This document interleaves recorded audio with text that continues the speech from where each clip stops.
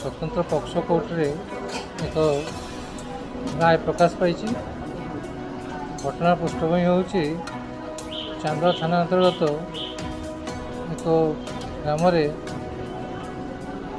Victim जन घर को जाइला और से राति खाई पी शोला अवस्था आसामी मैंने घर नहीं रेप कर जहाद्वारा कि विक्टिम बहुत क्षति है।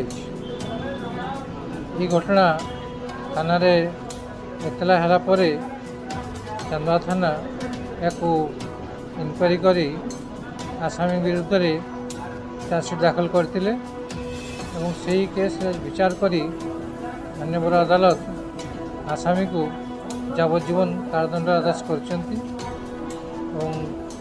फाइन इम्पोज कर फाइन 10,000 टंका तापर इम्पोज कर अनादे अधिका कारादंड दंडित होगापी आदेश है।